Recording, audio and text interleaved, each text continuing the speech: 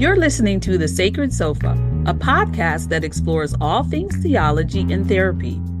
My name is Grace Brown. I'm a registered psychotherapist, certified Canadian counselor, and owner of Journey with Grace Counseling Services. And I'm Brad Watson, pastor of Nexus Church and author of the book, A Path Called Compelling. Welcome to The Sacred Sofa. Welcome to The Sacred Sofa, everyone. Glad to have you with us. And I'm excited because we have a special guest with us today, Grace, Karla Drader. Always a delight to have you with us. And by way of quick catch up here in our last episode, Karla joined Grace and I as well. And we were discussing loneliness, but our episode ended on a rather curious note that perhaps loneliness could be a doorway to something deeper. And so we know loneliness is kind of a terrible feeling, but maybe it's the starting point for a journey. Yes, right. Because we all feel lonely sometimes. But what if we were not to run from it? And what if instead we can learn something from it? So we are asking ourselves, how could loneliness be a doorway to a place where we can live more fully? Mm-hmm. And I think that's generally a helpful attitude that will lead to much better outcomes. If we tend to experience loneliness as such a negative feeling, then it's natural that we're going to do a lot of avoiding, maybe even numbing, etc. But we miss something very important when we do that, which we discussed together in our last episode. Yeah, exactly. And one of the things we would miss is what the benefits come when we're alone and we give ourselves the space to cultivate inner resources. So you can think about it this way, like music is set in silence, our outward connections need that grounding of inner solitude. This does sound intriguing. So, when we're lonely, solitude may not feel or sound like a place that we would want to head. In fact, it might seem a little counterintuitive. Just things feels like there's a lot of things stacked against that movement, assuming we even want to go there. I'm sure, like fear and anxiety can certainly be barriers to solitude, but for a lot of people, the biggest hurdle is that initial resistance, kind of fearing that something might come up that we're not ready to look at, or the encouragement to slow down and get quiet. I think another barrier for solitude is misunderstanding what solitude is. I believe that solitude can create space for reflection. And that doesn't necessarily mean our minds have to go quiet, because some people get worried about that. Well, my mind's not still, so I'm doing it wrong. And my mind is wandering.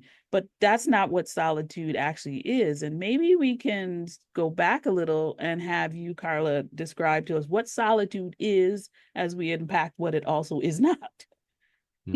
Yeah, exactly. And we will get to that for sure. We are not really taught how to do this though, like how to be still. And in fact, we get so many contradictory messages all around us. Like we've all seen parents, right, who are all upset, screaming at their kids to calm down. Now, who needs to calm down here? Just these messages that we get about what this is, stillness. We're not really taught or even supported in how to develop that inner calmness. Mm-hmm. Yeah, that's so true. You know, like there's certain things in life that maybe seem self-explanatory, but this isn't one of them, at least for me in my mind. We're not taught how to be still, and it's like we're expected to know how to do it instinctively. True. And I think it's a necessary skill to develop, and that's going to take practice. I think of when I was inspired to declutter and organize, when you first look at that room, it's going to be absolutely overwhelming. But if we keep organizing and sorting one item at a time, then you're going to see the floor again. And then you can breathe in this clean space. Oh, that's a great visual because, well, it just reminds me I have some decluttering to do myself, but I do like that visual. But can I flag something maybe in my own experience of solitude? Because I deeply enjoy solitude. I like to tell people that I just thoroughly enjoy my own company. But for some, experiencing solitude might be a struggle. That isn't the case for me. But sometimes I wonder if I almost enjoy solitude too much. And, here's part of my concern. Is a focus on solitude perhaps a bit self-indulgent, or can it be maybe a bit too much navel gazing? Shouldn't, like focusing on helping others instead of retreating into ourselves be our focus? Like there's some guilt maybe there. Tell us about that a little bit. Yeah, Hmm. exactly. Guilt is another huge barrier to this work. And of course, you can take anything out of balance and really Mhm. retreat too much for sure. But the guilt that we might feel for prioritizing solitude, especially in a culture that values busyness, it's pretty normal Mhm. that it would show up, and it doesn't Mm, always help us. mm, I would agree. In a world that values or even overvalues busyness, it can be hard to not feel guilty for not being productive, using air quotes here. Yeah. It can feel selfish to take time for ourselves when there's so many other things demanding our attention, but we can challenge what I call misplaced guilt and reframe solitude as an act of self-care. Self-care is not selfish, and it actually Mm. allows us to show up more fully, not only for ourselves, but for others.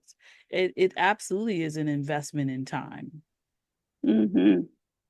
Yeah, and when we look at the life of Jesus, we actually see that pattern, right? He intentionally carved out times to be alone, Mhm. and he alternated between periods of intense solitude and times of deep connection with others. Mhm. Mhm. Yeah, that's a great point, Carla, and a good one for those of us who teach about Jesus, because it's easy to miss how much of a priority this was for Jesus. Because on the page, the Gospels can seem pretty action set, right? Like one story after another, Jesus just bang, bang, bang doing stuff. And it certainly doesn't get highlighted enough that the rhythms that he had, because they're often just Mhm. one verse. Hey, he retreated in the morning, or he escaped Hmm. somewhere to go and pray. But it's fascinating when you think that he begins his ministry with 40 days of solitude, of essentially doing nothing in solitude. He regularly escapes the crowds for solitude. He begins his day in solitude. And even in the Garden of Gethsemane before his crucifixion, there's this time of solitude. And it's out of his Mhm. solitude, it would seem, that he's empowered for his ministry. And so I wonder if there's maybe a need for a focus on the nature of solitude, because that word can scare us, right? What does that mean? I think for Jesus, it was a prayerful solitude, a Mhm. solitude meant to connect him with God. But maybe we could talk a bit about like what is the nature of solitude we're getting at. Hmm. I think you're exactly right that it makes space for a connection that we wouldn't otherwise get. We attend to a part of our soul that really needs that connection. So with Jesus, we also see that connection with the Father feeding his connection with others. Mhm. So Henry Nouwen makes also points to the monk Thomas Merton as an example for how solitude actually draws us toward deeper engagement with the world. He was a solitary monk who was also deeply engaged in the issues of his day. And he taught, of course, we're not all called to be hermits, but we all do need enough silence and solitude in order to be able to hear the deep inner voice, at Mhm. least occasionally. Mhm. And then when we cultivate that deep inner connection, we can show up in our relationships and in our lives with more presence, compassion, and purpose. So we're better equipped to see the needs of others and respond to them well. So Mhm. we've got Hmm. both Merton and then Jesus' example, which invite us to cultivate both community and solitude. Hmm. Mhm. Mhm. That's great. And when I think about my own relationship with solitude, I like this quote from Dietrich Bonhoeffer, who warns that excessive solitude can lead to emptiness, while constant community without time for reflection can foster vanity. I don't know. Grace, does that track with a therapeutic lens? Absolutely, it does. Not only in terms of self care. And, I have a practice that there's at least one day a week where I'm in solitude in care of myself. For me to pour out well with all the hats I wear as a partner, as a friend, as a therapist, I have to have those times of solitude and care for myself. And people don't necessarily understand it, especially Hmm. because I am also on the extrovert part of the scale, personality Mhm. scale. It's like, and there's regular discussions with my partner and say, hey, for me to show up well in this relationship, I need this time to myself. And so Hmm. this is an opportunity for you to go out, do your thing, and leave me, to my puzzles or whatever it is I want to do in my quiet time. And so it's something I often share with clients about caring for self, not overbusying yourself. And for sure, as we're all talking, both extremes are not helpful. Too much Hmm. time alone and we lose sight of our connection to others, but constantly being surrounded by people doesn't give space to process our own thoughts and feelings, and then we can absolutely start to lose sight of ourselves. I think it's a practice. It's a practice Hmm. of finding that balance, that sweet spot between the inner and outer world. Both are important, which brings us to Mhm. this question of how do we actually truly define true solitude? Can you take us there, Karla? Mm. Well, I really appreciated, I found Richard Foster who speaks to this, and he says, we always carry with us a portable sanctuary of the heart. Hmm. So I like that phrase, portable sanctuary of the heart. True Mm-hmm. solitude is about cultivating that quiet inner center. And that can be even amidst external chaos because it's an inner space, a place of peace, no matter where we are, what's going on around us. So that distinguishes solitude from loneliness because he describes loneliness as inner emptiness, while solitude is about inner fulfillment. Hmm. So when we listen to our loneliness, that's when it can transform into solitude. And Hmm. then, as Nouwen says, instead of running from our loneliness, we can protect it and turn it into a fruitful solitude. Hmm. Mm-hmm. Fruitful solitude. I like that. He's talking about, it would seem, much more than being physically alone. And I Mm-hmm. would think most of us, again, we tend to view solitude as meaning we've got to maybe live some kind of isolated, hermit-like existence. I think this idea really challenges our assumptions about solitude. It's not just about physical isolation. Maybe, like I mentioned before, maybe we need some help identifying what this kind of solitude looks like. Mm-hmm. Mm-hmm. Yeah, because just like you can be surrounded by people and still feel deeply lonely, you can find true solitude even in the middle of a bustling city because it's a state of the heart. Mm-hmm. Mm-hmm. I get that. I get that. This year, I've been practicing the art form of Tai Chi. It's something I've wanted to do for many, many, many years. And so I finally got into one of the classes at my community center.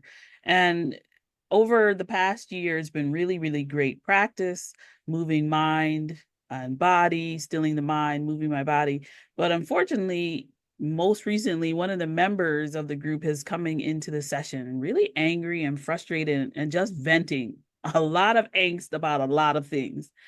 And at first, it's really started to affect me in a negative way. And I actually started skipping a couple of the classes because I'm like, Hmm. this is not what I've come here for.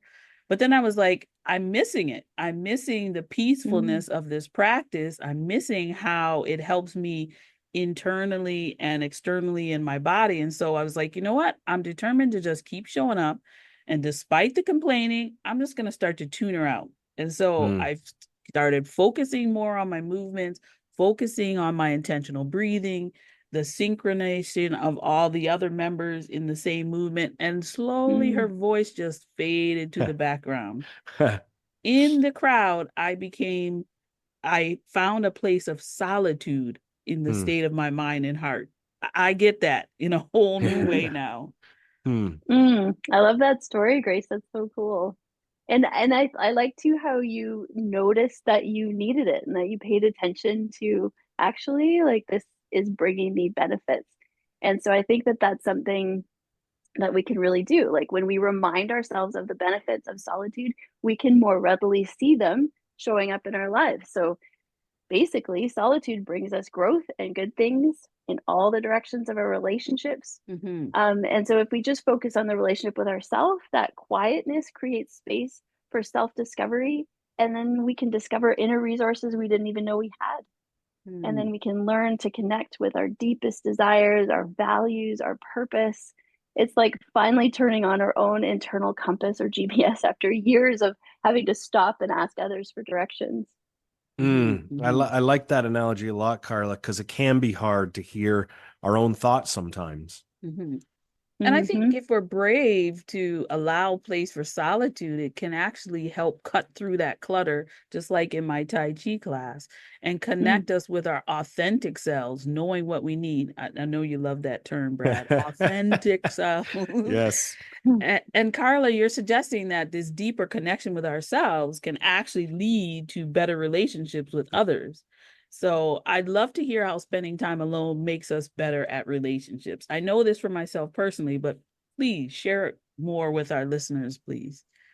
Yeah, I think solitude is a prerequisite for strong relationships because it's difficult to have deep connections without our individual inner work.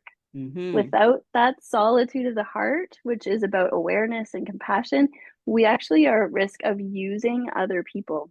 So, this lack of awareness and compassion can lead us to manipulation and a lack of genuine concern for others. We're not necessarily willing to put others' needs ahead of our own because our own needs aren't being met. But when Mm-hmm. we're comfortable and at home with ourselves, we can approach relationships from a place of wholeness and not that kind of grasping neediness. Mm-hmm. And that's ties into what you said in a previous episode in terms of loneliness. I'm hearing the same thing.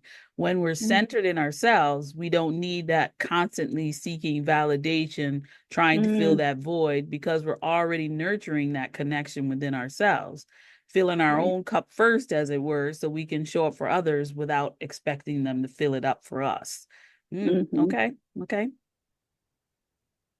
Yeah, exactly. We have just more love to share with others, and we're able to be more present in our relationships, more responsive because we're not so caught up in our own anxieties. Mm-hmm. So we've covered, right, the benefits. It sounds like there's a ton of benefits here for our relationship to ourselves, but also with others. I'm curious, what about our relationship with God? What does solitude offer in that realm? Mm. Yeah, it's all tied together here, right? But solitude is also the space for encountering God's presence and love more deeply. In that quiet and stillness, we can open ourselves up to a sense of connection with something larger than ourselves. Hmm. So, we were talking about Jesus earlier, and when he sought that solitude, he wasn't alone. He was spending time with God. He taught us to call God Abba, right? Which is a term of endearment and close connection, like mommy or daddy. He invited us into an intimacy with the holy that folks at the time were surprised by. But Hmm. when we have those Hmm. moments of quiet contemplation, we realize we're not alone. There is a presence, a source of love and support that's always available to us. Hmm. I think for many people though, the idea of stillness and silence can be pretty intimidating. I think actually for some it's even anxiety provoking. What should we do about that, Grace? Mm-hmm. And for sure, in today's fast-paced, hyper-connected world, silence can almost feel unnatural. We're constantly bombarded with stimuli, and when we finally slow down, it's like someone hitting stop on the treadmill suddenly, right? All those thoughts and feelings we've been pushing down come rushing up, and that can be overwhelming. So I think it might be helpful to experience solitude in a slow and steady way. We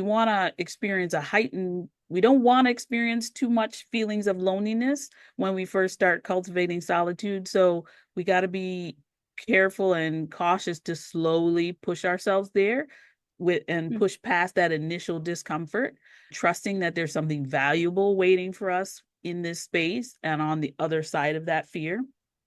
I mm, think with time and practice, we can increase what we call in the therapeutic realm the window of tolerance for the Hmm. discomfort. And that means you can expand your ability to accept the discomfort, that it won't hurt you. And then over time, it feels less and less uncomfortable, but then even moves into comforting.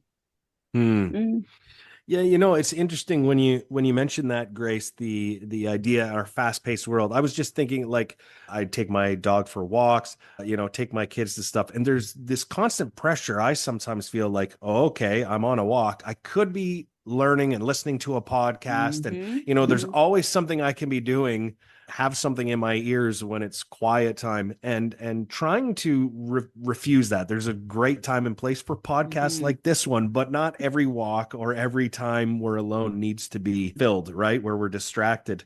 But I get that this can also seem a bit abstract to people. How can you be in solitude when surrounded by people? How do we actually cultivate this inner state, especially if we have to move past, right, that initial anxiety and resistance? It's actually interesting. You mentioned, listen to, music or whatever when you're on your walk. We're sort of pressured to do this multitasking thing, which research is actually debunked. We aren't actually multitasking. We're actually stopping and then doing another task. Yes, So yes, I've heard. it's a myth. But I think it's the other research that's coming up is doing multiple things at once, trying to avoid stimuli with like headphones. Like a lot of people will put, earbuds in, headphones on, and try to shut out the world. But what that actually does is actually increases your anxiety, because the unnatural barrier to natural sounds and stimuli, you're actually limiting your capacity to tolerate noise the further and further it goes. And so it's actually counterintuitive. That's And interesting. and so, it's a natural anxiety that comes up when it's stillness or too much stillness, using air quotes again. But whether you frame it in religious terms or not, the idea of finding a source of strength and peace within ourselves is certainly a powerful one. And so I'd like for us to explore some practical tips on how to cultivate solitude. How do we start to take advantage of those small moments of quiet throughout the day, whether it's dog walking, going for a walk, being in nature? Karla, can you take us there? What are some practical steps we can do? Well, just even like using that commute time, you could listen to a podcast, or you could even just have silence. Like just let that be a time for reflection, taking time to appreciate moments of beauty in nature. It doesn't have to be a long time, but literally stopping to smell the roses and just taking it in for like 2 seconds, savoring them. You could practice a silent grace before meals, even, or out loud. Just step outside to breathe, quiet your mind. Just small moments of intentional stillness can still be incredibly powerful. And they allow us to dip our toes into solitude without feeling that overwhelm. And I'm always into baby steps. So anything like that you can find works really well. Here's the thing. Whenever we try something new, it's important to just play around and experiment with the different ways that it will actually help you cultivate solitude and what works for you. Like, we're all unique. Everything's not going to work the same. And so it can be helpful to experiment. Turning off the radio during a commute. Imagine what it's been a funny couple of times where I've actually turned off the radio and it's like, what is that my car is making? What? And then I realized, maybe it might be time for a tune-up on this vehicle. So there's another practicality in terms of taking a moment to hear other things, but practicing looking inward to what we need to start our day with, rather than letting social media influence the lens with which we see our day. I know that's meaningful for me, is to not start my day with social media, because that already sets my tone and it's usually not good. But in contrast, starting my day with stillness and a positive affirmation on how I want to see my day go, it's a game changer. It's a game changer. Oh, for sure. And I love the story that when you were in silence, you heard your car making a noise. And I think that's like exactly what happens in our soul. And that's in part why we don't do it. It's like, well, if I sit in silence, I'm going to hear that terrible noise. I just rather like pretend it's not there. If we can notice, right, how the benefits and how solitude or starting our day with stillness, like you were saying, how well that impacts us in our relationships, our creativity, our sense of peace. We celebrate those small successes and then we just build on them. Yeah, that's a great note there too, celebrating the small successes, because we can't expect growth that's going to be consistently up and to the right. So as we wrap up here, Grace, what's staying with you most? Karla, you have brought some really profound content here today, and I really appreciate the lens, this perspective you've been sharing with us and our listeners. One key point that I'm taking away is that solitude isn't about escaping the world, but it's about preparing ourselves to be more present in it. Going back to mindfulness, my mother used to say, charity begins at home. And what that means is cultivating deep inner peace and connection allows us to show up in our relationships and our lives with more presence, compassion, and purpose. But it starts with me, right? Cultivating solitude ripples out into the world after we've created a more peaceful and loving world inside of us, from the inside out. I love that. I love that. It's like solitude is the secret weapon we all have. It can help us unlock a whole new way of living. So I hope that's what everyone's taking home from this today. Karla, thanks for joining us, but any final thoughts from you? I just love to leave our listeners with a quote from Henry Nouwen. I think it really captures the essence of what we've been talking about. So he says, when we have once sensed what this solitude can mean, we will never stop searching for it. A new life becomes possible in which we can become detached from false ties and attached to God and each other in a surprisingly new way. Beautiful. Thank you for joining us again, Karla. It's always a meaningful time with you. Brad, you too, always a pleasure. And a warm thanks to our listeners for joining us in the pursuit of the good and flourishing life here on the Sacred Sofa. Bye for now.